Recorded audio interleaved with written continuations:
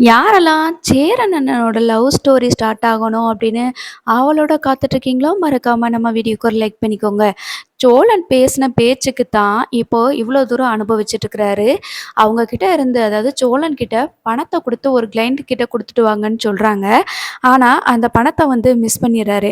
இப்போ சோழன் என்ன செய்றாரு அப்படின்னா, பின்னாடியே விரட்டிட்டு போயிட்டு அந்த ஆட்கள அடிச்சுட்டு பணத்த எடுத்துட்டு வந்துர்றாரு. ஆனா, அதுக்கு முன்னாடி இந்த வீட்ல இங்க அவ்வளோ பெரிய ஆர்ப்பாட்டம் நடக்குது.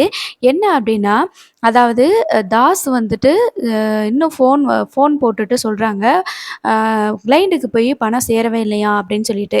இந்த நிலா என்ன பண்றாங்கன்னா, சோழனுக்கு கால் பண்ணி பார்க்குறாங்க. ஃபோன் எடுக்கல. ஏன்னா சோழன் தான் வெரட்டிட்டு போறார்ல.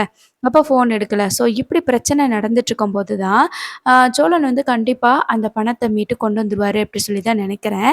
அப்பதான் நடந்த விஷயங்கள பத்தி சொல்றாங்க. நிலா கிட்ட வந்துட்டு, இந்த மாதிரி பணத்த உங்க அப்பா குடுத்து விட்டாங்க.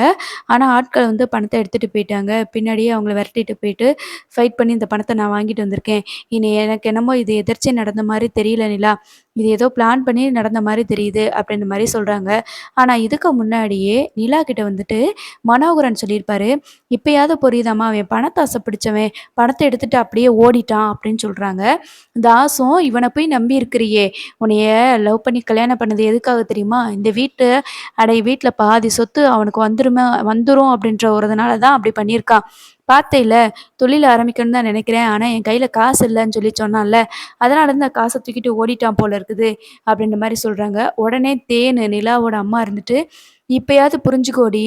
அ இப்படி இருக்கிறவைங்களலாம் ஃப்ராடு பண்றவைங்களலாம் வீட்டுக்குள்ள விடுறதே தப்பு. அவன போய் கல்யாணம் பண்ணியிருக்கியே! நரக வேதனையில இருந்திருக்கிற. நாங்க கவலைப்படக்கூடாது அப்படின்றதுக்காக, அங்க எல்லாரும் நல்லா பார்த்துக்கிட்டாங்க, நல்லா பார்த்துக்கிட்டாங்கன்னு பொய் சொல்ற. கண்ணார உங்க அப்பா பார்த்துருக்காங்க" அப்படின்னு சொல்லி சொல்ல, "எல்லாரும் கொஞ்சம் நிறுத்துறீங்களா? சோழனுக்கு என்ன ஆச்சுன்னு தெரியாம நானே பயந்துட்டுருக்கேன். நீங்க எதுக்கு இப்படி பேசிட்டு இருக்கீங்க?" அப்படின்ற மாரி சொல்றாங்க.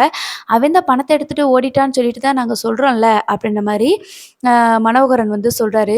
"நீங்க பேசுற மாதிரி சோழன் வந்து அப்படிப்பட்ட ஆளே கிடையாது. அவருக்கு பணத்துக்கு மேல ஆசை இருந்துச்சுன்னா, என்னைக்கோ என்கிட்ட வந்து பணம் எடுத்துட்டு வா, நகை எடுத்துட்டு வான்னு சொல்லியிருப்பாரு.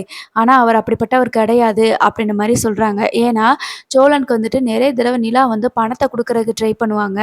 ஆனா, சோழன் வந்து அந்த பணத்த வாங்கவே மாட்டாரு. அது மட்டும் இல்லாம அவங்க வீட்லயும் அப்படித்தானே.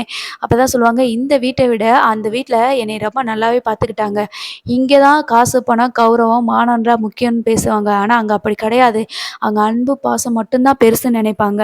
அதுதான் என்னோட குடும்பம்." அப்படின்னு சொல்லிட்டு பஞ்சாயத்து ஓடிட்டுருக்குது.